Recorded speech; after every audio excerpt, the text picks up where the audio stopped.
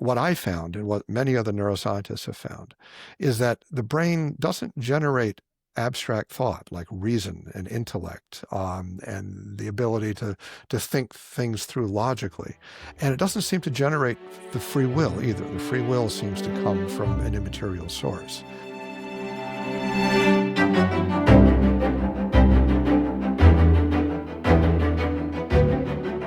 Hello, and welcome to the Will Spencer Podcast. This is a weekly interview show where I sit down and talk with authors, thought leaders, and influencers who help us understand our changing world.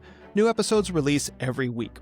My guest this week is Dr. Michael Egnor. Dr. Michael Egnor is the professor of neurosurgery and pediatrics and neurosurgery residency director at Renaissance School of Medicine in Stony Brook, New York. He attended medical school at the Columbia College of Physicians and Surgeons and completed residency training in neurosurgery at the University of Miami. He has been on faculty at Stony Brook University since 1991. He is a senior fellow at the Discovery Institute Center for Natural and Artificial Intelligence and is co-author with Denise O'Leary of the new book, The Immortal Mind, a neurosurgeon's case for the existence of the soul, published by Worthy Books. Dr. Egnor, thanks so much for joining me on the Will Spencer Podcast. Thank you, Will. It's a privilege to be here. Thank you. So I have your book here, The Immortal Mind. And I have to say, I greatly enjoyed this book. I found it to be a moving overview of a very important subject, a personal story as well, and also very informative and accessible. So you and Ms. O'Leary did a wonderful job with this.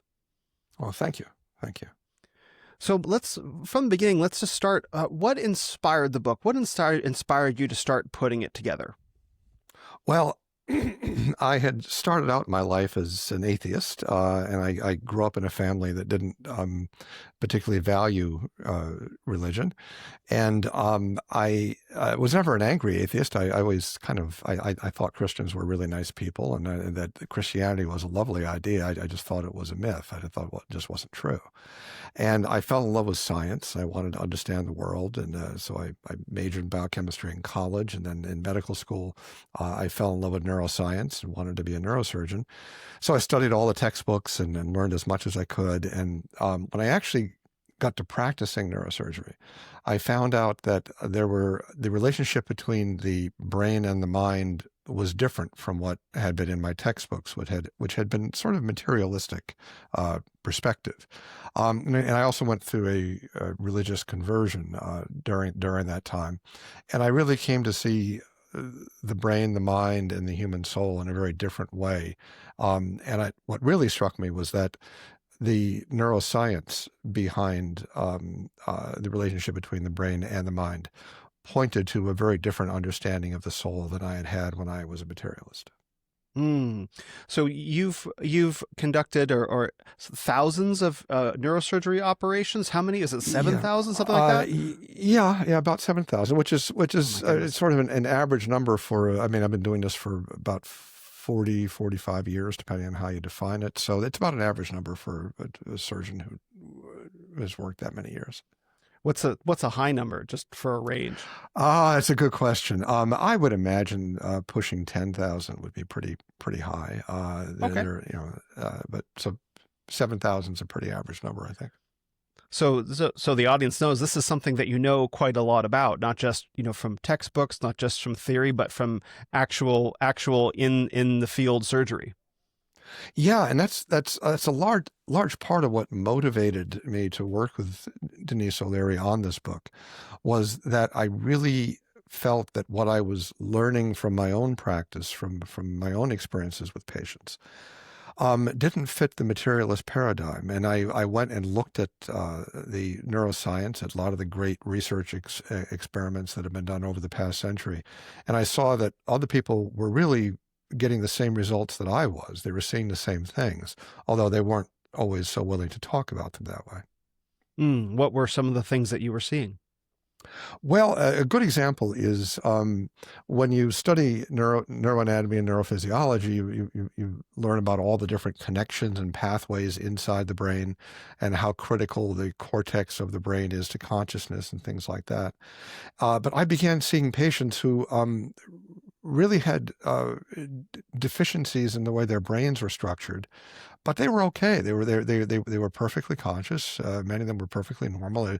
One example, there's a little girl who was born with about 2/3 of her brain missing, and the rest of her head was filled with spinal fluid. And Wow. I counseled her family that, well, I couldn't be sure how, I mean, I didn't think she'd do very well. I thought she would be very developmentally delayed. And as she grew up perfectly normally. She's now a young lady in her 20s, and she's bright and perfectly normal person, can converse just like you and I can. And she's missing most of her brain. I have other patients who have major problems. I have a young lady who is also missing important parts of her brain from birth as a birth defect, who was a gifted student in school and now has a master's degree in English literature and is a published musician and perfectly normal person. But I have some patients who are very handicapped. For example, I have a little boy who's missing both of his brain hemispheres. The only thing he has is a brainstem. And the condition is called hydranencephaly. It's a rare condition where children have strokes inside the womb, and most of their brain is gone. And he's got rather severe cerebral palsy. He has a lot of handicaps, but he's fully conscious, a totally conscious kid. And all the textbooks say that consciousness comes from the cortex, the surface of the brain, but he doesn't have a surface of the brain, and he's still completely conscious. The point really struck home when a number of years ago I was doing awake brain surgery. Awake brain surgery is when we operate on patients while they're awake. We give them local anesthesia so they don't feel any pain, but we do it when they're awake if we have to map the surface of their brain. So we go in and use an electrical probe to stimulate gently the surface of the brain to find out where the critical areas are located. If we have to remove a tumor or remove an area that's causing seizures, we can be sure that we're not going to damage something really important. And in this young woman, I was removing a part of her left frontal lobe because it was infiltrated by a tumor, and it was near the area that controlled her speech. So I had to be able to listen to her talking as I was doing the surgery so I could know that I was protecting her ability to speak. And we had a conversation as I was removing a major part of her left frontal lobe, and we were talking about the weather, we were talking about her family, talking about the food in the cafeteria. And this went on for several hours during the surgery. And when I finished the operation, I just thought, my goodness, none of that is in any of the textbooks. There's no neuroscience textbook that says you can take out most of the left frontal lobe with a person who's talking to you as you're taking it out. So I began to ask the question, what is the relationship between the brain and the mind? And I found that a neurosurgeon before me named Wilder Penfield, who lived back in the mid-20th century, had asked that question also. And his question, he said it in a very eloquent way. He said, and I paraphrase, the fundamental question in neuroscience is, does the brain explain the mind completely? Now, everybody knows that the brain, to some extent, explains the mind. I mean, if you get hit on the head with a baseball bat, your mind isn't going to be quite the same as before. Or if you drink too much and you get intoxicated, your brain's different and your mind is different. But is the brain the whole story? Is there anything else there? And Penfield, who just like me had started out as a materialist, and he was one of the greatest neuroscientists of the 20th century, after mapping the brains of 1,100 patients, doing the same kind of surgery I did on that woman, only he did it 1,100 times, he came to the conclusion that we have a soul, that there's a part of the mind that is not in the brain. And I was finding exactly the same thing. And there are many other experiments that also support that view. That was one of the things that I enjoyed most about the book, was the way that you laid out the difference between brain, mind, and consciousness and soul. That there are aspects of us that are controlled by the material aspects of our brain, but there's something that exists completely independent of the brain that can't be split or separated, but that can't be localized in the brain itself. Maybe that was what you referred earlier. You referred to the materialist perspective. Maybe you can share a little bit about what that means. Sure, and that's a very good synopsis of what we write about. the brain is an organ just like any other organ in the body. For example, the eye is an organ, and it's what it does is it helps us see. So vision is its job. The ear is the organ of hearing. The heart is the organ of pumping blood. So you can reasonably ask, well, what is the brain the organ of? What does the brain do? And it does really important things. And you can say it does really 5 things that are fundamentally important. The first thing is that it kind of controls the basic functions of our body, like our blood pressure, our heart rate, all of our hormones, things like that. The second thing the brain does is it controls our movement. It allows us to move our limbs, to do things like that. Third thing is it controls our sensations. So it controls our vision or our hearing and things like that. It allows us to have memories. So when we remember our grandmother's face or something, that comes from the brain. And it allows us to have emotions. We can feel happy or sad. And you can tell if you can take a medication that changes the way your emotions work. So the brain is an organ that does those things, and they're very important. But what I found, and what many other neuroscientists have found, is that the brain doesn't generate abstract thought like reason and intellect, and the ability to think things through logically. And it doesn't seem to generate the free will either. The free will seems to come from an immaterial source. So what I think is the clearest or most is the truest way to explain the way the brain relates to the mind is that the brain does basic physiological functions. It does movement, it does sensation, it does memory, and it does emotion. But intellect and will don't come from the brain, and they're part of the soul. And we have immaterial souls, and you can identify the immaterial soul in ordinary neuroscientific research and in ordinary neurosurgical practice.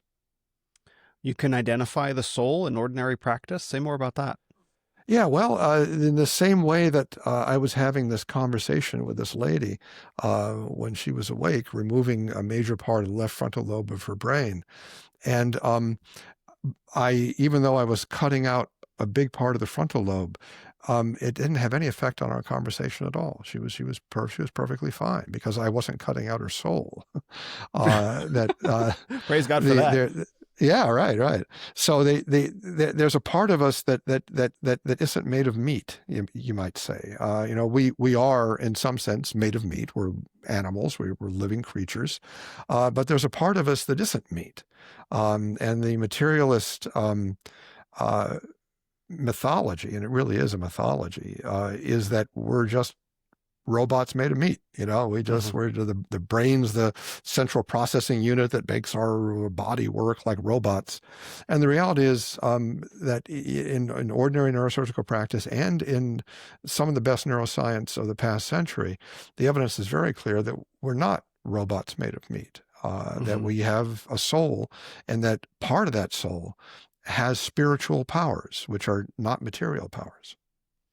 So maybe you can illustrate this. And by the way, this was one of my favorite things, if not the favorite thing about the book, was the way that you separated mind from soul, or the material aspects that root themselves in the brain, to this thing called a soul that seems that it does exist beyond the brain. What is that? How does that work? How is that a unified, singular thing in a way that can't be divided? That was kind of the journey that I went on while reading the book, was something that seemed kind of nebulous, but I had a sense of, an intuitive sense of, came into sharper focus during the course of your book. And so that was one of the gifts that I got from reading this. Well, thank you. And that actually was a very specific intention of ours, was to make the case that there's nothing particularly spooky about this. This is not magic. It's not a seance. It's not any kind of weird thing. This is very straightforward logic, very straightforward philosophy, and a very straightforward science. And one of the things that really struck me about what I was learning was that it fit beautifully the way that Thomas Aquinas, who's a saint from the 13th century, understood the way the soul worked, and actually is very close to the way Aristotle felt that the soul works. So this is ancient wisdom that I think we need to bring back, because the materialist view that, again, everything comes from the brain and that we are just meat robots, doesn't fit the science. It doesn't fit reality, and it doesn't even make any sense. So were these observations that you had been carrying for a long time about the way the brain and the mind and consciousness work, and then when you encountered Aristotle and Aquinas, suddenly they offered explanations like, oh, these fit with my experience? Or had you encountered them first and they help you re-understand what you'd seen? I encountered, well, I encountered the science first and the experience first, and I found all these strange things. There's this notion that there were two different aspects to the mind. One aspect of the mind, like our ability to see and to hear and so on, was clearly linked very closely to the brain. I mean, that's a major part of brain surgery, is protecting those things. But then the other aspect of the mind, the capacity for abstract thought, for having concepts, for having reason, for free will, they weren't linked so closely to the brain. And so I began reading philosophy of mind. I was saying, well, I wonder if anyone else has seen this before. And I realized that, well, Aristotle saw it back 2,300 years ago, and St. Thomas Aquinas saw it back about 800 years ago. I'm not the first person to see this. And what I really wanted to convey in the book is that these classical ways of understanding the soul, which is really largely the Christian way of understanding the soul, is the truth. That it's the scientific truth as well as the theological truth. How did you feel when you saw that? Was it a relief? Was it like, what was I imagine there was some emotional experience to have observed all these things scientifically and then to go back thousands of years and find like, oh yeah, no, we knew this stuff once upon a time. Well, I felt two things. One was, kind of some fascination. It certainly made me take St. Thomas Aquinas a lot more seriously. And I figured, well, if he got this right, he probably got a lot of stuff right. So I actually read as much as I could of about God and about faith and about all sorts of things from Thomas Aquinas, because he certainly nailed it on this. The other thing I felt, honestly, was some, well, I wouldn't call it anger, but some distaste for the materialist way of looking at things, because I think it's a very shallow mistake that materialists make, and I also felt a little bit of anger because it leads people, especially young people, to believe things about themselves and about humanity that simply aren't true. That is, that if you're told by the scientific community, which is a very, impressive, imposing community, if you're told by the scientific community that, well, everything in your mind comes from your brain, you don't really have a soul. Many scientists now claim that you don't have free will, which is total nonsense. Of course we have free will. And when all these very destructive messages are sent out by highly credentialed people, and when you look behind it, it's nonsense. It's scientific nonsense. It's philosophical nonsense, and it's basically a lie. And especially the way that science is set up as sort of the high priesthood of the modern era, that scientists have been suddenly imbued with the answers to everything, probably since going back to Darwin. And so you're set up to believe, many people are set up to believe that the soul doesn't exist. We're just, meat puppets, as you said. And people believe that about themselves. So what are the consequences of that versus what would the consequences be if they believed that they did have an immortal soul or knew that they were something beyond a piece of meat? Absolutely. And it's liberating in a lot of ways to understand that we are spiritual creatures. We are a composite of physical creatures, but also spiritual creatures, and it's all blended in us. And one of the beautiful things that Thomas Aquinas pointed out was that, in a sense, we are all of creation put together. That is, we're made of mineral, we're made of animal, we're made of spirit. We have everything together in us. And we are created in God's image in the sense that we are spiritual creatures, and we have spirits that are very tiny reflections of God's infinite spirit. And it's not all that difficult to see when you look at the neuroscience and when you look at the philosophy that makes sense of it. The whole thing makes pretty good sense, actually. Mm-hmm. So one of the ways that you illustrate this throughout the book is through many anonymized case reports of individuals that you work with. And I think you spent a good bit of time talking about the corpus callosum. And so maybe we can illustrate some of the things that you're talking about by discussing when the what is the corpus callosum, what happens when it gets severed, what doesn't happen when it gets severed in patients. Yeah, that's a fascinating aspect to it. And I found all the stuff that we talk about in the book fascinating. The corpus callosum issue, which is with split brain surgery, I found to be just it still gives me chills because I'll explain. Back in the 1940s, it was found that a certain radical brain operation could be used for people who had intractable seizures, people who were having many seizures a day that couldn't be stopped with ordinary medications and so on. There was an operation that could be done that could free them from having these seizures. And the operation was called a corpus callosotomy. And what that means is that we go in and there's a huge bundle of fibers about the size of the palm of your hand that connect the two hemispheres of the brain. And we cut those fibers. So the hemispheres are basically disconnected. There are a few tiny connections that still remain that we can't cut, but it's literally 99.99925% cut when you cut the corpus callosum and the things that we cut. And when you do that, it stops the seizures. The seizures don't happen anymore. What's remarkable is that when you meet people who've had this operation, and I've met many of them and I've done the surgery, they're perfectly normal. I mean, their hemispheres are cut apart, but they're fine. They feel fine. They don't feel like two people. They feel like one person. They feel like they always felt, except they don't have seizures anymore. And this has been noticed since the 1940s and 50s.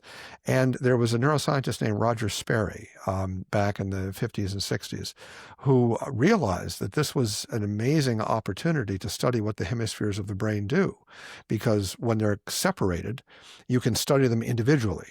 And by putting objects in a person's visual field, you can send information to one hemisphere, but not to the other hemisphere if they've been split apart. So, for example, if I put something in my right visual field, that sends information to my left hemisphere and vice versa.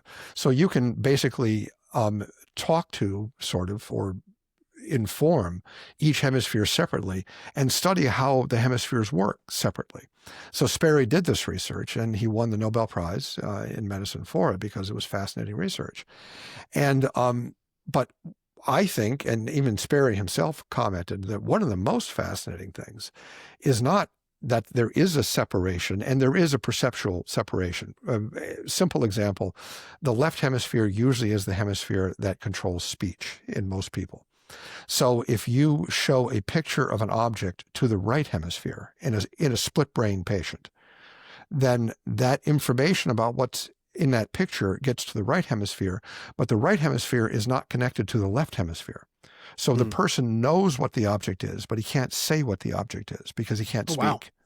Wow. Oh. However, if you the classic example is an apple. If you show a picture of an apple that goes to the right hemisphere in a split brain patient, the right hemisphere sees the apple, or the person sees the apple using his right hemisphere, but the right hemisphere doesn't have the power of causing speech.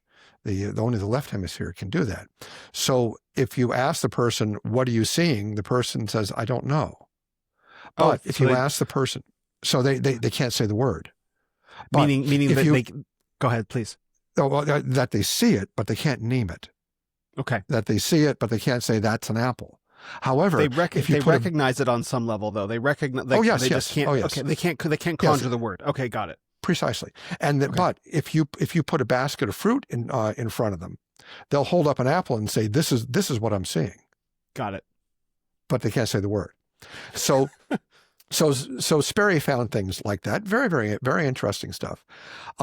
But he found, and subsequent researchers have found, a fascinating phenomenon in which there are many things in the mind that are not split when you split the hemispheres.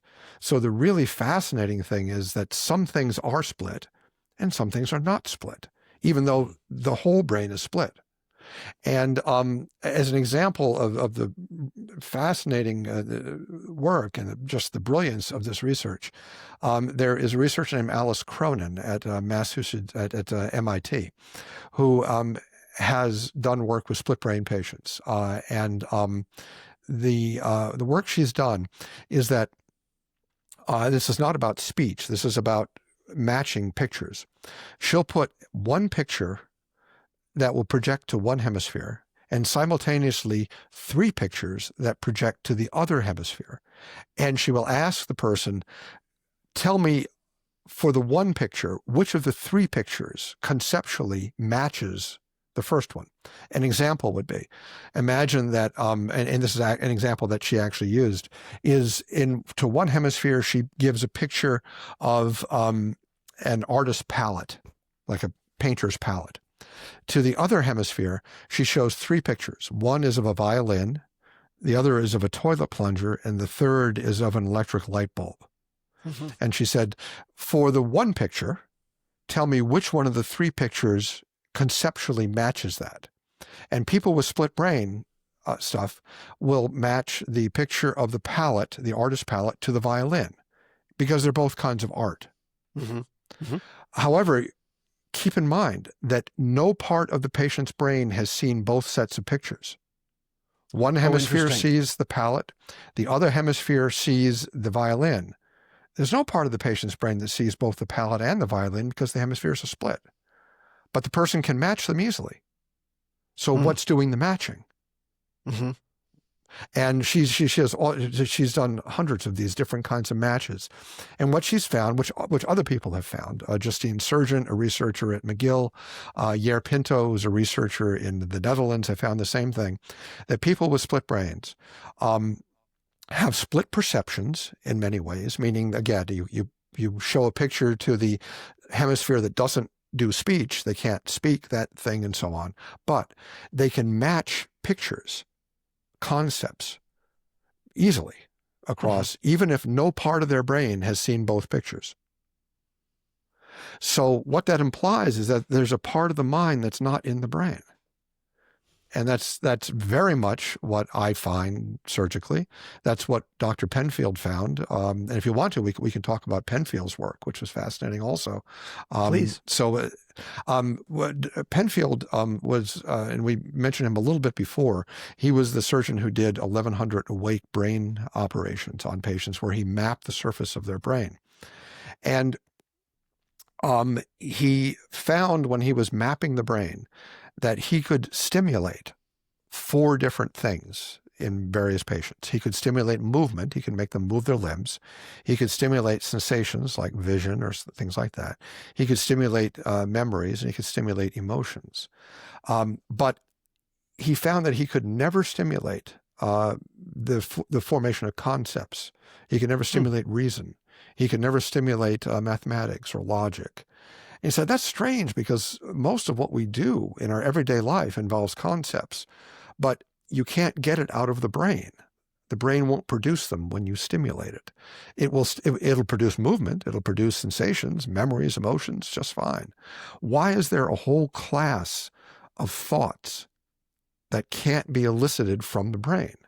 And he said, well, the obvious answer, the simple, clear answer is those thoughts don't come from the brain. And now there's no question, no one doubts that the brain is permissive of those thoughts, meaning if you get hit on the head, you're not going to be able to do a lot of reasoning for a while. But what Penfield was arguing is that the capacity for reason doesn't come from the brain. The brain is necessary for the normal exercise of it, but it's not the origin of it. It's not sufficient for it. if you think about it, those things that Penfield couldn't get out of the brain were abstract thought, the formation of concepts, etc., are the same things that the split brain research shows is not in the brain. That is, this whole notion of thinking abstractly, of thinking conceptually, doesn't seem to come from the brain, at least not in the same way that our movement and our sensations and memories and emotions come from the brain. I just please go ahead. Oh, please. Penfield also found that he couldn't stimulate free will. That is, that when he would stimulate the brain, he could never make a person think that what the person would do in response to the stimulation, like raise their arm, he could never make them think that they had chosen it. That is, that they always knew independently of what he did to their brain, whether they chose it or not, which implies that free will isn't from the brain. There's no question the brain can influence our decisions. If you're really hungry, and that's a chemical thing that goes on in your body, and your brain makes you want to eat. But the final decision as to what you eat is your free will. It's not the brain itself. I found that to be so interesting that, of course, through getting hit on the head, you can negatively impact these things, but you can't generate them from nothing. You can't stimulate the brain and generate someone to have the perception that their will is causing them to do something. That was a big light bulb moment, like, whoa. And then also that you can literally cut the brain in half, through the corpus callosum, and you don't end up with two people. You don't end up with two separate wills, two separate perceptions. But the materialist aspect would say when you cut the brain in half, if consciousness is in the brain, you should get two separate sets of memories, two separate sets of wills and intentions. Absolutely. And that's not what happens. And I was like, a big light bulb went off when I read that. And that even before I thought really deeply about this stuff, 30, 40 years ago, when we would do split brain surgery, I was just amazed. I mean, after the surgery, that these people are just fine. Again, if you do very detailed research, you can find perceptual splits, but it's very fine. The patient doesn't notice it. You don't notice it in everyday life. If we had a person who had that surgery on the podcast with us now, you couldn't tell the difference. They're perfectly normal people. And sometimes in science, the most important thing is to explain negative results. That is, in some sense, if you think of it as an experiment, you cut it in half and certain things don't change. And that's remarkable. It's almost as if you took a chainsaw and cut your computer right down the center into two pieces, and it still works just fine. Like what's going on? So the materialist paradigm for this can't explain it. There's nothing the materialists offer that is a really satisfactory explanation for how this happens. I should say the materialists have noticed that this is a problem, and the typical explanation that they offer for it is what's called subcortical pathways. And subcortical pathways are tiny pathways that do allow a little bit of communication between the hemispheres even after a corpus callosotomy. But the amount of communication that offers is minuscule. For example, in Alice Cronin's experiments at MIT, those patients had what's technically called a commissurotomy, which is an especially complete cutting of the connections. The corpus callosum has about 2 million axons in it. So those 2 million axons were cut. The only remaining axons numbered, people have estimated about 1,500 axons that allow other pathways. And that's, again, a tiny fraction of 1% of the pathways. But people can just instantaneously make these conceptual comparisons. So there's obviously something going on aside from these little tiny pathways. People have even estimated how much information content can get across these other pathways. And the recent estimates that I've read is about 1 bit per second, which, if you think about it, is practically nothing. It's not very much. It's not much. So the materialist explanation is, in my view, just junk science. Makes no sense at all. And when you think about those experiments, you're just looking at the soul. The soul is right there. It's obvious. Anybody with any common sense can see it. That, yeah, there's a part of you that's not split. That part of you that's not split is the immaterial part of your soul. Mm-hmm. And we also talked about your young patient that was missing 2/3 of her brain, that it was just spinal fluid inside her skull, and yet she had a fully functioning, intact consciousness, memories, emotions, and no apparent function. So wouldn't it also stand to reason, if the materialist perspective were true, that such a physically diminished brain would result in not just a physically diminished person in terms of their cognitive abilities, but like something of a smaller soul, right? Yeah, but that doesn't seem to be the case. Absolutely. And even to the point of this condition called hydranencephaly, where they don't even have brain hemispheres. There is no brain from here up is gone. And these people do have handicaps. There's no question about it. Of course. But they're fully conscious. And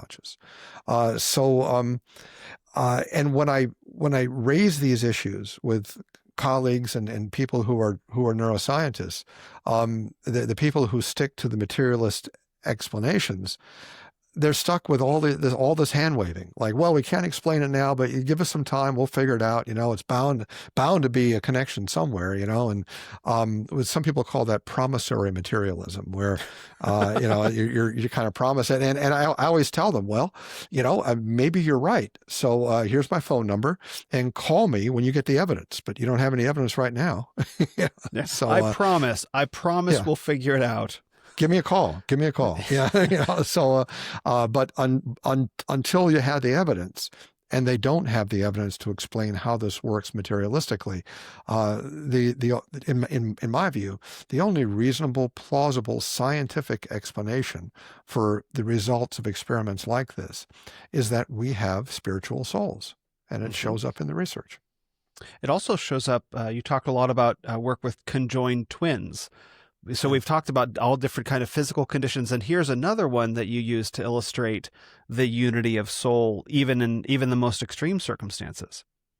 Yes, which a fascinating thing. Of course, we all know about that some people can be born joined as twins, and there are rare instances where the twins are joined at the head, and when they're joined at the head, sometimes they share brain tissue.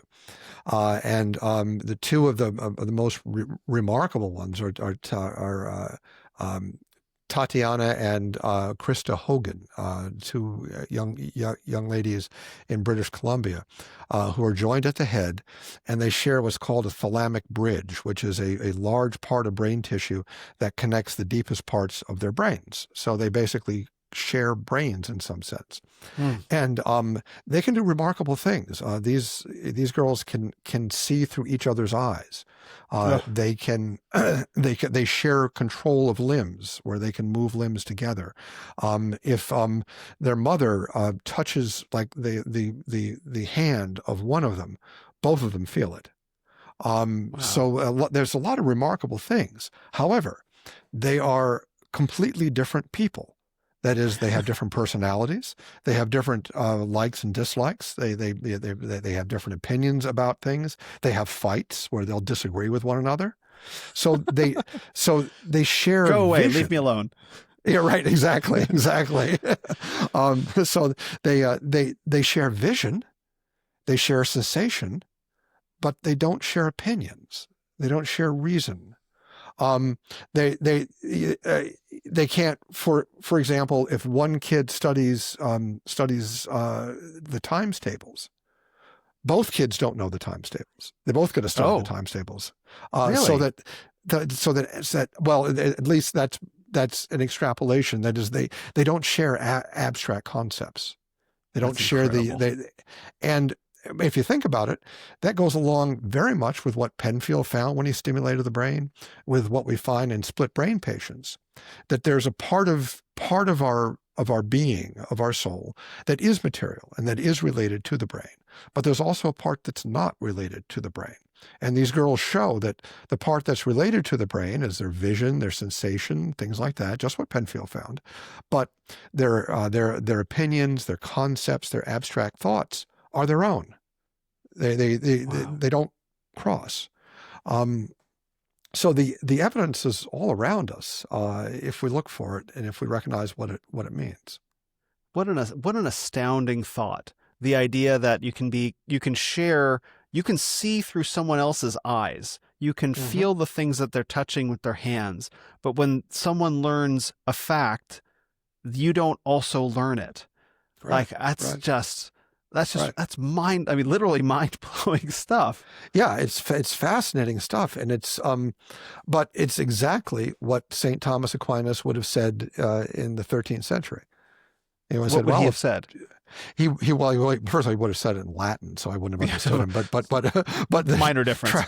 But the translation would be that if people's brains were connected and they could share, that what they would share would be the ability to move things, the ability to have sensations like vision, memories, and these girls do share memories to some extent, and emotions. But he'd say, but they wouldn't share the spiritual part of themselves. They wouldn't share their ability to reason, their ability to have concepts, their free will. That would not be shared, because that's not the way the soul works. And so the soul basically has aspects that can be cut with a knife, or that can be shared, and aspects that cannot be cut with a knife and cannot be shared. Mm-hmm. And that can't be identified to any specific location in the brain. That's what you mean by can't be cut with a knife. Like we don't know where that lives. If there's nothing to me beyond what's in the egg up here, then we should be able to find where free will lives. We should be able to find where abstract concepts live, and we should not just be able to impact them negatively, as in to remove it. We should be able to put something in. I should be able to stimulate your free will to do something. I should be able to give you an abstract concept, without you having to learn it. But that doesn't. We can't do that. We can remove physical parts of the brain and diminish your capacity, but we can't add anything to your capacity. Yes. And the brain is organized in such a way that the areas of the brain that control movement and sensation and memory and emotion are very precisely placed in the brain. I mean, literally within sub-millimeter precision. For example, movement. I mean, moving your finger can be precisely placed in the brain on a spot on the cortex, but you can't precisely place your ability to do subtraction or your ability to think logically. There's no subtraction area in the brain. So there's a tremendous difference in our capacity for abstract thought, for reason, on the one hand, and our capacity for material things like movement and sensation on the other hand. And the Aristotelian or the Thomistic understanding of the soul predicted that. They predicted that that's what we'd find, and that's what we do find. Incredible. Firsthand from a neurosurgeon. Yes. And you also spent a bit of time talking about near-death experiences. And this is something that I know many people are fascinated by. I've never personally had an interest in it, nothing wrong with it, but to read the book and to read some of the experiences that people have had in a post-death experience in many ways really opened my eyes to the breadth of that field. And now I can understand why people are so fascinated by it. So maybe you can talk a little bit about those to show like this goes way further. Yeah, near-death experiences are quite fascinating. I understand where you're coming from when you say it, because you weren't too into it. I actually wasn't either. It just struck me as kind of mystical stuff that it's not very scientific. But actually, there is science behind it, and it's quite remarkable. Probably the most fascinating near-death experience, at least in modern times, was of a woman named Pam Reynolds, and she was a 31-year-old woman who had an aneurysm at the base of her brain. An aneurysm is a ballooning out of a blood vessel, and it was about to burst. She was getting headaches. She was having neurological problems. And the aneurysm was basically, by ordinary methods at the time, considered inoperable. There's nothing that could be done for it, and she was going to die from it. It was going to burst. The only way that it could be fixed was to open up the main blood vessel at the base of her brain and rebuild the blood vessel. But you can't do that while the blood's flowing. You can't, I mean, that's not possible. There's a neurosurgeon in Phoenix named Robert Spetzler, who is the world's expert on this kind of surgery. And he actually developed a technique for doing it. And he operated on her in 1991, in August of 1991. And what he did was called a standstill procedure. And it's a procedure where he would take her to the operating room, place her under general anesthesia, monitor her brain waves, did all the fancy stuff. He would cool her body down to 60 degrees Fahrenheit from 98.6. And that would cold. Oh yeah, and what it would do was slow down the metabolism in her body so that that any damage to her brain would be minimized because there was minimal energy requirements at that temperature.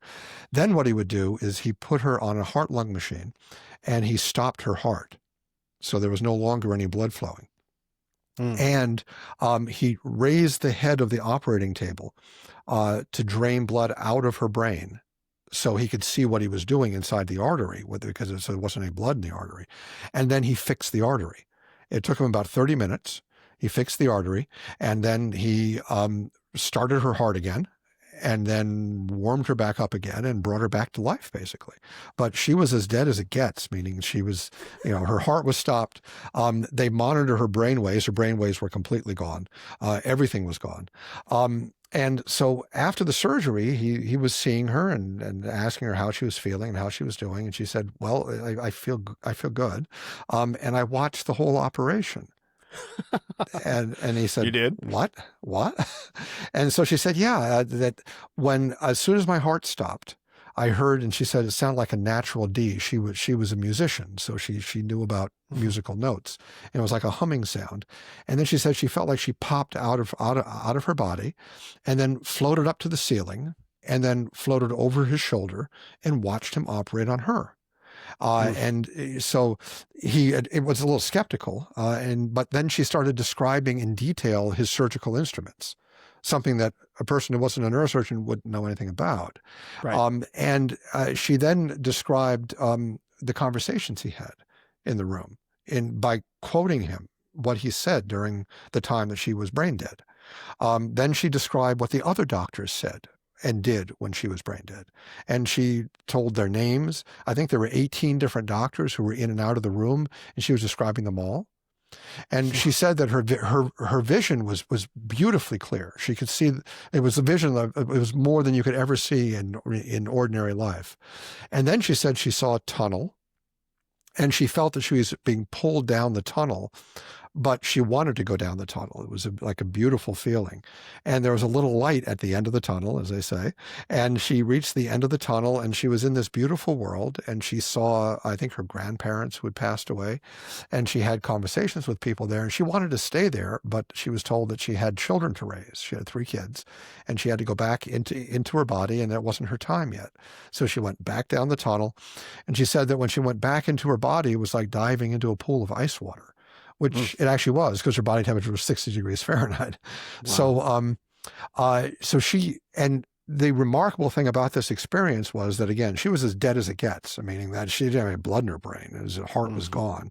And her brain was completely monitored, meaning they had electrodes being sure that her brain had no function when this was happening.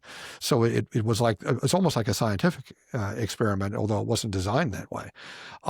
So that kind of experience, many people have had. About 9 million people in this country, at least 9 million people have had some kind of near-death or out-of-body experience. So it's been studied, Wow. And so people have these experiences fairly commonly. And I've debated this with materialists who try to say, well, it's just hallucinations, it's having a seizure, it's having who knows, and but what anyone who denies the reality of these experiences has to explain 4 characteristics of the experiences that many people have that are difficult to explain, except that we have a soul that leaves the body. The first characteristic is that when people have these experiences, as Pam Reynolds had, everything is beautifully clear. That is, that your vision is better than ever. The colors are brilliant and beautiful. You can think in very deep ways, in very organized ways. And if this is all just a hallucination or from lack of oxygen, your mind gets goofy, you can't explain how you can see so clearly and have such clear thoughts.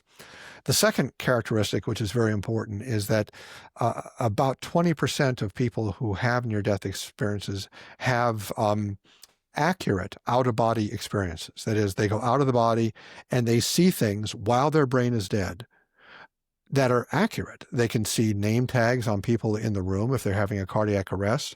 They can read the dials on machines that are in the room. They have things that are proven. You can actually check and see that they're telling the truth, that they couldn't have seen in a regular living body. There had to be some other way. The third characteristic, which absolutely fascinates me, I think, and to me, this is very powerful evidence, is that, when you go down the tunnel, you see all the dead people at the other end and you talk with them. There has never been a report that I'm aware of in the medical literature, and there have been thousands of reports. There's never been a report of a living person being seen at the other end of the tunnel. Everybody you see is somebody who's dead, which is kind of interesting. If it's just wishful thinking, if the tunnel is just, well, gee, I was going through this near-death experience and I kind of wanted to be comforted by my mom who's still alive or by my spouse who's still alive, you'd see a living person there, but you never see living people, only dead people, even if you don't know they're dead. There have been several instances where people have been involved in car accidents where there are many people in the car and patients are taken to different hospitals. Sometimes ambulances will split the patients up because one hospital can't take this whole bunch of new patients. And a person will have a near-death experience in one hospital and meet a person in the car who died at another hospital, but not meet the people who didn't die. What? The most famous example of this was Catherine Kubler-Ross, who's a psychiatrist who has written extensively on death and dying, reported the story of a little girl who had a near-death experience after a car accident. Her family was in a car accident, was hit by a one-way driver who caused a terrible accident. She was taken to a hospital. She had a near-death experience herself, and her members of her family were taken to other hospitals. She described her near-death experience to Dr. Kubler-Ross as, I saw my brother and I think my brother and my mother at the other end of the tunnel. And Ross found out that her brother and mother had died at another hospital, but her father didn't die. And she didn't see her father at the other end of the tunnel because he wasn't dead. So there's another famous example of a little boy named Eddie who he was 9 years old. He had a ruptured appendix and had a near-death experience, nearly died from it. And when he came around, he told his family that he had seen a tunnel, that an angel took him down the tunnel, and he met his sister at the other end of the tunnel, his 19-year-old sister who was in college. And his father said, but your sister's not dead. And then he got a call from the college that she had been killed in a car accident the previous day, and they hadn't been able to reach the family. Oh, so wow. The boy knew she was dead, but the family didn't know she was dead. So how do you explain that materialistically? There's no way. And the fourth characteristic of near-death experiences that materialists can't really account for is that these experiences are transformative.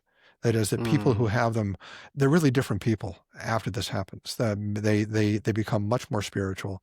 What people tend to say after a near-death experience is that they realize that the things that really matter in life are more interpersonal, more to do with compassion, with ethics, that things that you're proud of, the money you make, the accomplishments you have, don't really matter as much as how you treat other people, as how you relate to God, as how compassionate you are. Those are the things that really count in life. So that was one of the most striking things about that section of the book, was that people walk away from those experiences with a much stronger sense of moral convictions, that there is a moral component to these natural or supernatural experiences, that you go through the tunnel and what you experience there convicts you morally, and you return, with a very changed sense of what matters on earth. That was That in the Absolutely. context of everything else that we've been talking about the unity of will, about the unity of conceptual thinking, the brain not containing the mind or consciousness, that element of that, okay, we can even say that there are these near-death experiences where something exists beyond what's going on in the physical body. And when that thing is just allowed some time to free reign, it goes and encounters in some next realm moral conviction. And Yes. that was I can still feel that in my body, like how it felt to read that. Like what a testimony, I guess we'd say. Absolutely, absolutely, and of course there are many theological questions that arise from Yeah. near-death experiences, because the near-death experiences don't always match what we learn from theology. Yeah. So, and those are fascinating questions in themselves. My own personal view on this is that what people are experiencing is not heaven. That is, you're not there yet. You're on the outskirts, and also. In order to report what you see, of course, you report in your body. You come back to life and tell people what happened, and we tend to filter things through our mortal bodies in ways that. What many people say with near-death experiences is that what they're telling us about what they experience is the best they can do, but it's ineffable. That is, that what Hmm. they experience is something that you can't put in words. Hmm. And there's a book called Otherworld Journeys, and I'm blocking on the author's name, but it's a wonderful book. And if I don't try too hard, I'll think of her name. But it's a wonderful book, and Otherworld Journeys is the title. And it's a book that looks back at out-of-body experiences that people have had throughout history in various cultures. And these experiences, which are spiritual experiences, particularly near-death experiences, are culturally conditioned to some extent. Hmm. That is, that people, it's not so much probably that there are different experiences, but people try to report them to other people according to what they're familiar with culturally. Hmm. So that you see a being of love and light, and a Christian may interpret that being as Jesus. A Buddhist may interpret it as Buddha, depending on how you interpret it. So it's a deep, profound experience that's difficult to put into words. Hmm. And the reports we get are from the people who come back, right? So Right, right, right. you're in some sort of, I don't know, we could call it perhaps a waiting room, and so Yeah, sure, sure. It's like the green room. Right, right, right. Exactly. exactly. Well, you brought up your personal perspective on this, and maybe now would be a good time to talk a little bit about your own conversion story. I listened to you tell it on another show, and I was very moved by it. That was a very brave Sure. thing to go into, and how that feeds into the book and to where you are today. Sure. Well, at around the same time that I was seeing in my professional life that the typical materialist and also atheist way of looking at the human person, the human brain, the human mind and soul didn't add up. That there was more to us than that. I also had experiences. I'm sure many people have had that I will call hauntings, and I Mm. would be going about my daily activities with my family, my work, my recreation, whatever. And I'd all of a sudden start to think like, how did I get here? Like, what is this all about? You're in this amazing world. I don't know where I came from. I don't know where I'm going. I don't know why I'm here. And we take so much for granted, but goodness gracious, this is a fascinating place. And for the most part, we don't think about how to explain it. Um, and it would kind of creep me out. I'd think, goodness gracious, it's like I'm missing the story here. And then I'd get back to work and go on and do my other distracting chores. And when my youngest child was born, I have four kids, and my youngest child, my son, we noticed when he was very small that he wasn't making eye contact with us and he wasn't smiling. And I Mm. became concerned that he had a severe kind of autism, which was kind of terrifying, that he wouldn't be able to connect to me.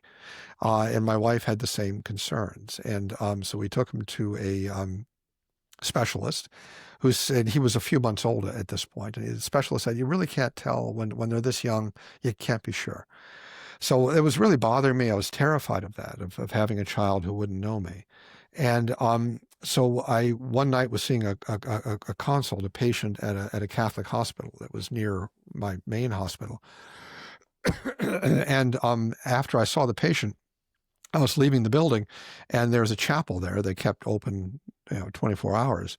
And so I decided to go in the chapel and pray because I had no other choice. So I went in the chapel, knelt down in front of the altar and said, Lord, I don't know if you exist. I have my doubts, but I'm pulling out all the stops now. I need some help on this. I can't emotionally deal with having my child be someone who doesn't know me, that I can't form a bond with.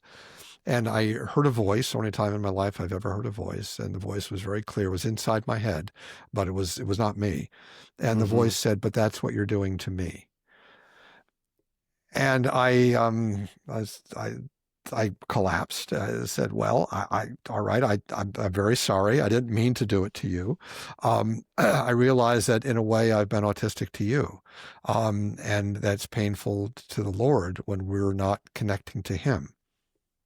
And so I promised him I wouldn't do it anymore, and I asked him to heal my son. And so I called the church the next day, said, "Hey, how can I get baptized?" I was never baptized, and in my family too, and everybody got involved. And a couple of days later was my son's 6th month birthday, and at his little birthday gathering, he started to smile and look at us, and made eye contact, and was a normal child. So I believe that it's painful to God to when we don't have a relationship with Him, and He gave me the grace of showing me what that felt like, and then healed my son. Can you talk about, what a powerful story, by the way? Can you talk about some of the changes that happened in you and in your life and may I ask how old you were at the time? Let's see. Well, this happened 25 years ago, and I'm almost 70 now, so I don't know, Okay. 45. Yeah. Mid 40s. So Yeah. so you had spent 45 years as an unbeliever. Maybe can you talk a little bit about the things that changed for you personally and in your family in the months Sure. and years that followed? Sure. Well, I'd come from I'd come from a perspective that I wasn't an angry atheist. Right. I thought Christians were really nice people, and I thought Christianity was a beautiful story, and Christ was a very admirable man. But I came to realize through this experience and through just contemplating all this that it's not just a beautiful story; it's the truth. And the truth is, it's even more beautiful as the truth. And with my own family, there are some members of my family have become Christians with me, and some members are not yet. They're in many ways better people than I am, but they still haven't come to the Lord. I hope and pray that they will. But uh, one of the things it made me very resolute about doing was to try to help other people who were kind of in the same boat I was, brought up in a secular environment, brought up in an atheist environment where faith in God wasn't really a big part of their lives, to understand that faith in God is not only good for us in the sense of it's reassuring and so on, because it's not entirely reassuring. That is, that knowing that you have to answer to the big guy is not, you take things a lot more seriously in a lot of ways, but Amen. that it's right. I mean, the idea that Christians live in this happy little bubble where, Jesus takes care of everything and we got nothing to worry about. If you're a Christian, you got a lot to worry about. You got a lot you have to do right by God, and you have to do what you have to do His will. But I want people to understand that the science, that this logic, reason, philosophy is all on the side of Christianity. That the atheism and materialism are lies. They're just wrong, and they're junk science, they're junk philosophy, and junk logic. So I part of what I've done for the past 25 years has been to devote myself to debating atheists, to writing about this. I blog a lot for Evolution News and Views and Mind Matters News at the Discovery Institute, which is a think tank that tries to advance the theory of intelligent design, the idea that there's design in nature. There are many different religious perspectives in the Institute. Some people in the Discovery Institute are not religious. Some people do not believe in God. Most people there are Christians, but not all. There are people who are Jews. There are people who come from different perspectives. But everybody there believes, as I do, that there is evidence for intelligent agency, intelligent design in the natural world. For evidence of intelligent design in life, in biology, in physics, in neuroscience, that there's evidence for God's action, I think. Mm-hmm. I spoke with Dr. John West last week. Oh, yes. John is wonderful. He is. So just a quick question. So your beliefs started shifting, your whole perception of reality started shifting, and as you began confronting or encountering your colleagues in the field of neurosurgery, many of whom were materialists, what was that like? And what has that been like over the course of the past 25 years? Well, it's kind of interesting that neurosurgeons aren't particularly materialists. I mean, there certainly are. There are some that are, for sure. But I mean, there are many very devout Christians and Jews and people who are very serious about, and Muslims or people who are very serious about their faith who are neurosurgeons. I think of neurosurgeons very much, at least in this sense, almost like engineers, in a sense that it's an applied science. You have to take the scientific ideas and make them work in the real world. You can't just live in this abstract world of theories. And because if you get the science wrong in neurosurgery, you kill people. So you've got to get the science right. So neurosurgeons are a little less tolerant of crazy theories, and materialism is quite honestly a crazy theory.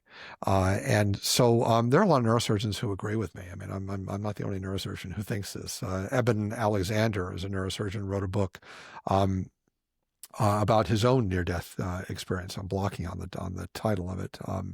I think Heaven is Real, I think actually is the name of the book. And there are many neurosurgeons who are very devout people. Ben Carson is a very devout Christian who is a neurosurgeon. Where you really find most of the materialists and the atheists is in the neurosciences, is in the basic sciences. And part of that may be it just attracts people who tend to think along those lines.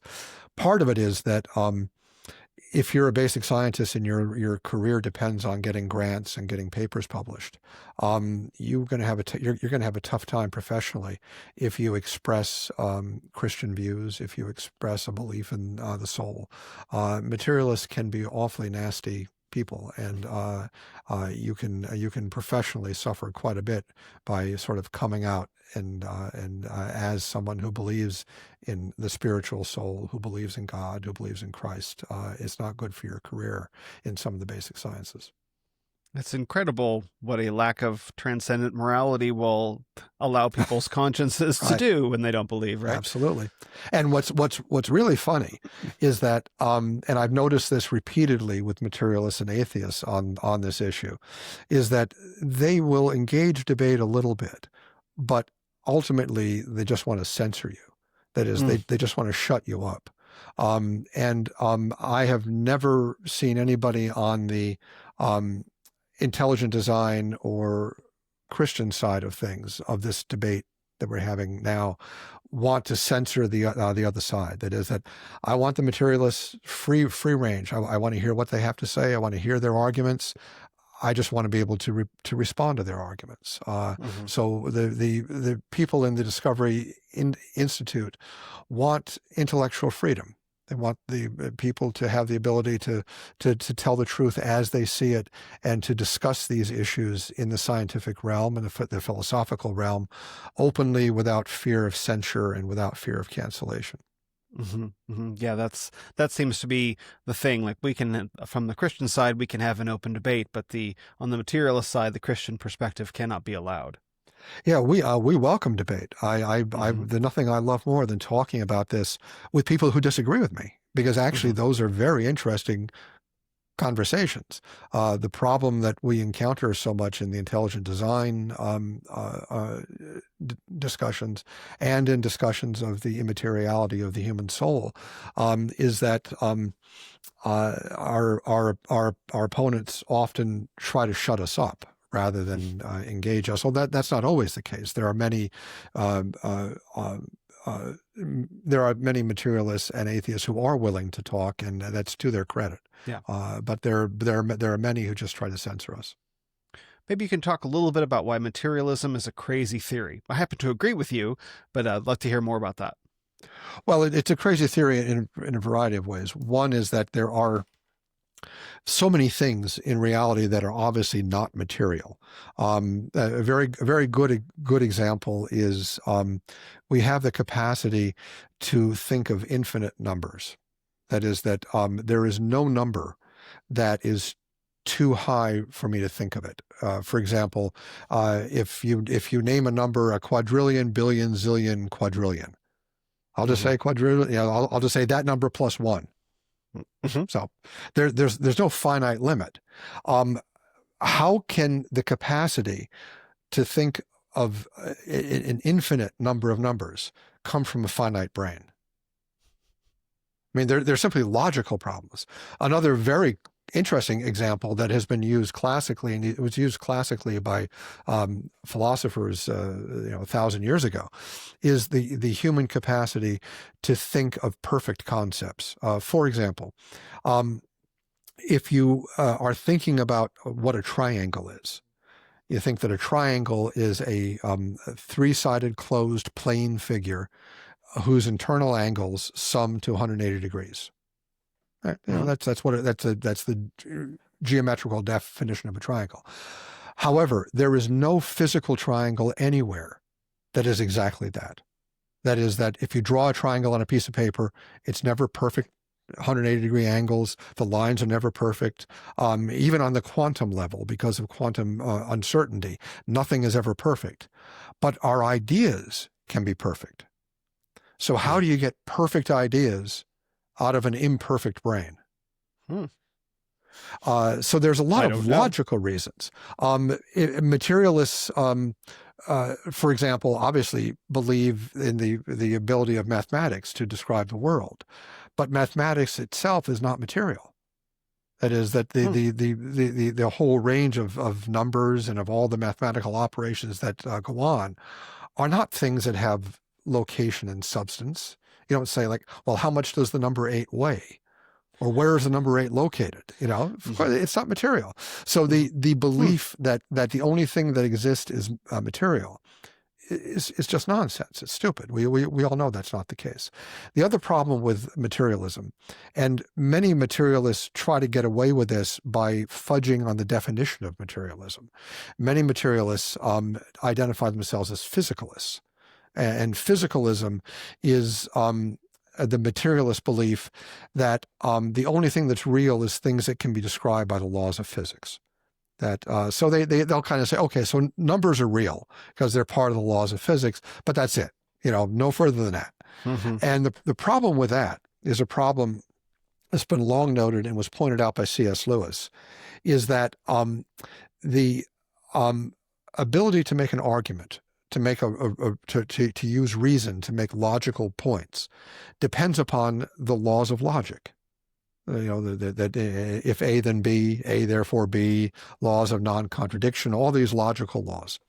However, if the only thing that exists are the laws of physics, and if all of our ability to use logic comes from our brain, and our brain is driven purely by the laws of electromagnetism, by the laws of chemistry, etc., there's no logic in the laws of physics. The laws of physics involve Newton's laws and Maxwell's equations and equations of chemistry, but it doesn't involve the laws of logic. So how do you get logic out of physics? They're two different things. So if you say the only thing that exists is physics, then you're admitting that you're not using logic. And if you're not using logic, why would we listen to what you have to say? So, so the whole materialist enterprise, whether you call it materialism or physicalism or whatever name you want to make up, is self-contradictory. It's self-refuting. If you're arguing that, hey, I'm just a piece of meat, that's all I am, is a piece of meat driven by physical laws. Oh, okay. I mean, if I accept that, then I'd stop listening to you, because you're just a piece of meat. Who listens to a piece of meat? It's nonsense. So materialism or physicalism or whatever name these guys want to conjure up for their misunderstanding is self-refuting. It's silly, and it really deserves mockery.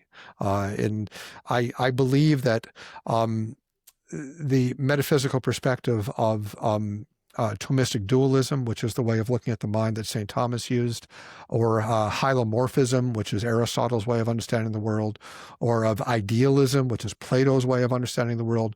Those are all genuine, profound, important philosophical perspectives. Which one is exactly right is open to reasonable debate. Materialism is just a mistake. It's not a perspective. It's like saying 1 + 1 = 5 is mathematics. No, well, it's not mathematics. It's just a mistake. So materialism is just a mistake.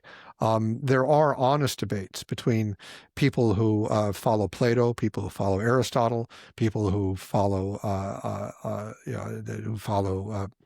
Plotinus. There are various different philosophers that we can have nice discussions about.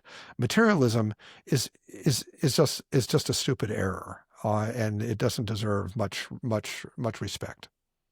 Especially when it's confronted with some of the things that we've discussed tonight. For example, where the consciousness, where the soul lives, missing brain, severed brain, shared brain, right? Out of near-death experiences. These are things that strict materialism simply cannot explain, that are scientifically documented. Meaning, if these two things cannot both be true at the same time, plus you have the logical arguments, plus like, where are the laws of physics written? Where are they written down? Like, is it just a habit? Does matter just have these habits that it can break at any time? Precisely. But materialism, physicalism it's pernicious. It's sticky. It sticks to people, and they're very reluctant to let it go. And you actually document in the book some of the arguments that people make, trying to fine slice things like, it must be this. They're proceeding from a foreordained conclusion in their own minds, and so they try to figure out, like you talked about, some of the 1-bit brain connections. Like, it must be that because it can't be this other thing. Right. It always boils down eventually to what people have called promissory materialism. That is, that if you pin people who take materialistic or physicalist understandings of science, if you pin them, eventually they just run out of explanations. They say, oh, okay, I can't explain that, but hey, science is going to be able to explain it in 10 years. You just wait. And it's like but that's not science, right? Saying that we have no idea based on our metaphysical framework how this works, but trust us, we'll let you know one of these days. Well, that's not science. Again, I give them my phone number. Call me when you have the evidence. Until I see the evidence, I don't accept materialism. And materialism is a very pernicious thing, and as I said, is real junk science. I also want to talk about how this relates to this, and this was a surprising chapter later in the book about artificial intelligence.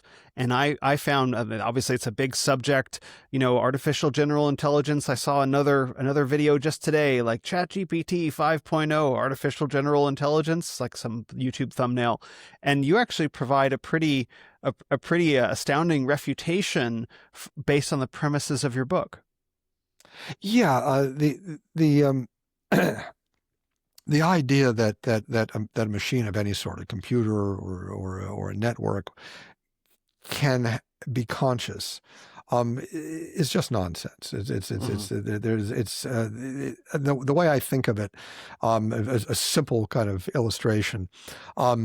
If I use a sundial to tell me what time it is. So I have a little, maybe if I have a little sundial out in my garden, I look out there and, oh, it's around 2 o'clock in the afternoon. Well, that's nice, but I wouldn't begin to think that my sundial itself knew what time it was.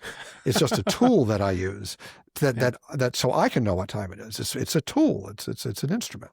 If I look at my cheap Casio watch, and I say, oh, well, this is not a sundial, this watch is much more accurate than a sundial, but it still doesn't know what time it is. It just tells me what time it is. It's a tool. And I can buy a Rolex watch, and I can say, wow, now this is a fancy watch. This is a very sophisticated watch.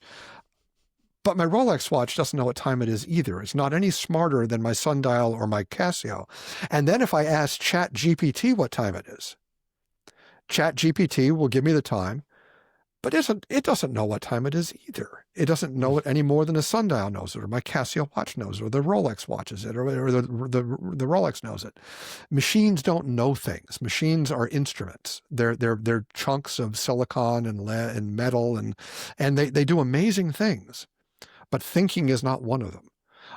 And in fact, if you think about it, when you have a concept in your mind, the concept is always about something, which is a rather remarkable characteristic of thoughts.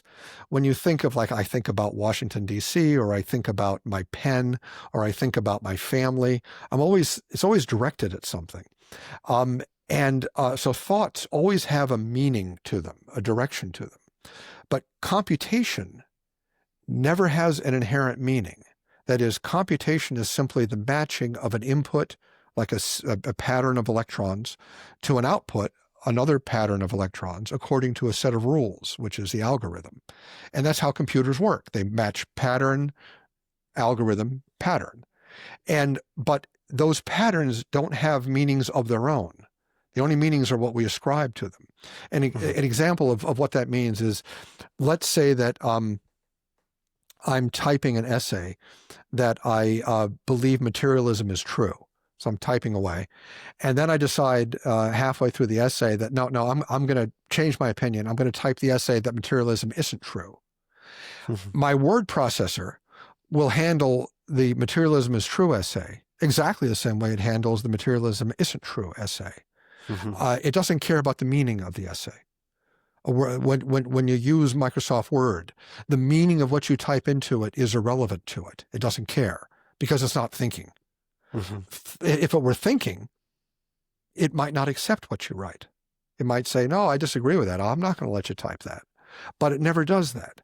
And in fact, that's what makes computation so useful, is that it has no meaning of its own.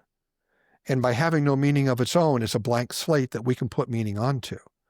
So computation, AGI, none of that stuff involves any consciousness on the part of the machine. Machines are never conscious. They can never be conscious. It's not inherent. They don't have souls. And because they don't have souls, they don't have experiences. And so they're never conscious. We use them to help us or to hurt us, as the case may be. But the machines themselves have no consciousness and can never have consciousness. I experienced some of this when I tried to use AI for some image generation and realized very quickly that AI can't actually see anything. Like, Right. You look at the images where it's got the horror hands, where people's fingers are all distorted, and a person would look at that immediately and know, like, well, that's obviously wrong, but the AI can't actually see it. It's just using numbers to produce something that we can see and we can understand, but that it can't actually understand innately to itself because it's working based on algorithms. Yes. Precisely. And I think the watch analogy is kind of a nice one, that I'll believe that AI can think when someone can show me how a sundial knows what time it is. It's nonsensical. It's childish thinking. It's magical thinking, and there's no magic in AI. No matter how spooky it may seem, it's not magic. It's computation, and I think it's very important that we learn how it works, that we use it, and we use it properly. It has enormous potential benefits and enormous potential risks, but none of that has anything to do with consciousness of the machine itself, because machines can never be conscious. That's right. And don't ascribe living characteristics to a computer, to an algorithm, Right. to raw computation. They're not the same as we are. And you could even see that being used in a way to manipulate people. That is, that programmers could make AI where people think that when they're interacting with the AI, that they're interacting with a conscious entity, and that has a lot of hazards and so on. But it's all the only consciousness, one might say, in that is the consciousness of people who program it and use it. The machine itself has no consciousness and never can. Mm-hmm. All this is why I so greatly appreciated your book. Here it is again, The Immortal Mind, because everything that we've been talking about today is actually in this book. And so hopefully, like, you can get a sense of how impacted I was to read this and the shift that it created in my thinking and the different ways it got me thinking about problems that I hadn't really considered seriously before. Oh, well, thank you. And that's our dream come true, is to have people see the truth more clearly, and what's in the book is the truth. Wonderful. Just may I ask you just a couple questions about your career, Sure. And we can close on that. So, so one of the things that fascinates me is the experiences of men who do very significant and high stakes things. So, so here you are. You're a young man. You've been fascinated by the brain for your whole life. You tell some of that story in the book, and then you've gone through medical school and training, and you're getting ready to do your first open brain operation, like on a real living patient. How old were you at the time? Let's see. First operation. I was probably like 28 or so. 28 years old. Yeah. So can you take me into that moment? Take us into that moment. Like, that's something that I don't think I could do that. Just for clarity. it's not an easy thing. I'm the director of the residency program at Stony Brook, meaning that I train the young neurosurgeons. So, and this is something we talk about a lot, is how do you make this transition from being, a medical student who does interesting things and so on, but not at that level of responsibility, into being a neurosurgical attending where you're the guy in charge doing it. And a neurosurgery residency is about 7 years long. In fact, it's exactly 7 years long. And we have a very specific way we train people through those 7 years. And residents start out as assistants. So they don't take the primary responsibility for operating and taking care of patients. And they learn from people who have the experience. And they're gradually given opportunities to take more responsibility through their training. And their final year of training is where they take responsibility that's commensurate with what they would have as an independently practicing neurosurgeon. And at the end of their training, I, as the residency director, have to sign a paper that says that they are competent to safely practice on the public, that they can go out and do operations on people without supervision, without somebody standing there. So the way you get through that process from being a medical student, never having done any surgery, to being somebody who goes out in real life and does it on your own, is you go through a 7-year period of continuous observation. These guys work the better part of 80 hours a week. And we watch them very carefully.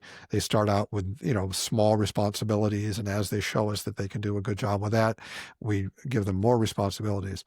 That's not to say that when you reach the other end of the training that it's easy, meaning that I think the hardest thing that a doctor faces, especially a neurosurgeon, is that sense of responsibility.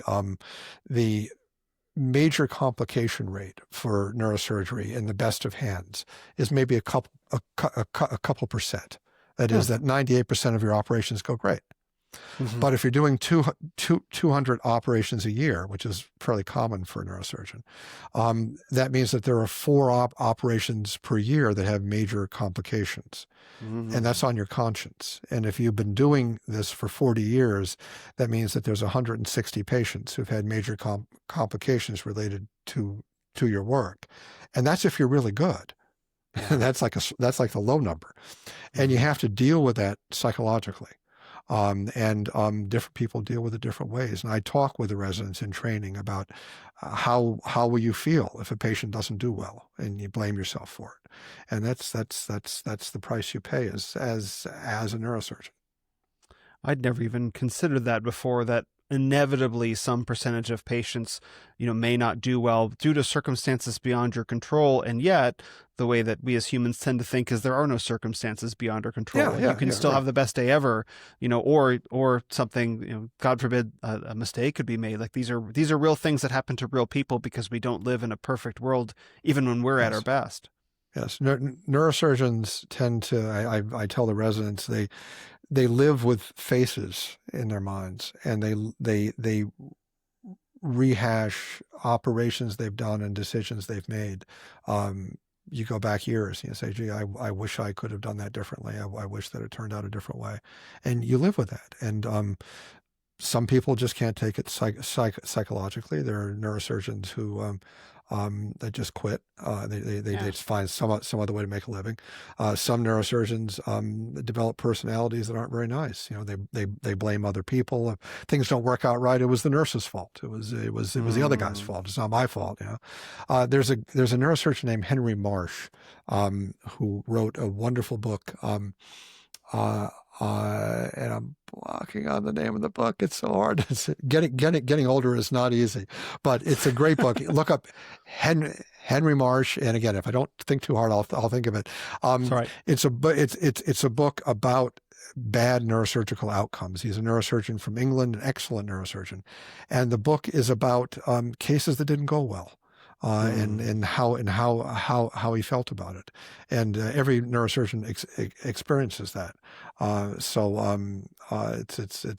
a big part of the profession, and I try when we train the young neurosurgeons to kind of get them ready for facing that when they go out and practice on their own.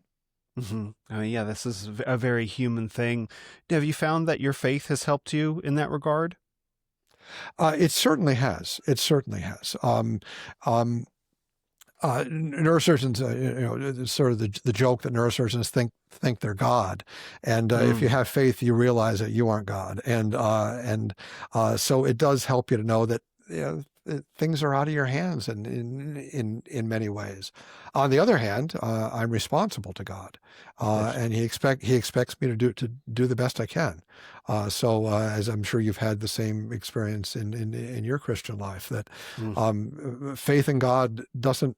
It's not a ticket to just do anything you want to do. It's not like, well, hey, God will take care of it. No, it comes with a lot of responsibility. It comes with a cross.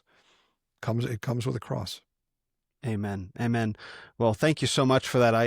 The brilliant insights in your book and in this conversation, they're going to stick with me. I can feel that I'm going to be thinking about this for the rest of the day. So I really appreciate how much you've had to share and how much that you give of your wisdom and experience in sharing these topics that are far outside of the realm of people, but really we live with them every day. All right. Well, thank you so much. And it's been a privilege to meet you and to speak with you. Thank you. Thank you. Where would you like to send people to find out more about you and what you do? Well, the Immortal Mind is available on Amazon, so you can find it there. Mike Egnor and Denise O'Leary are the two authors. Also, I blog a lot at Mind Matters News, which is part of the Discovery Institute, and also at Evolution News and Views, also a part of the Discovery Institute. The Discovery Institute has been a leader in this effort to get to the truth about science, the truth about the natural world, and I've learned a lot from them, and I think readers and listeners will also. Thank you, sir. Those will be linked in the show notes. Thank you.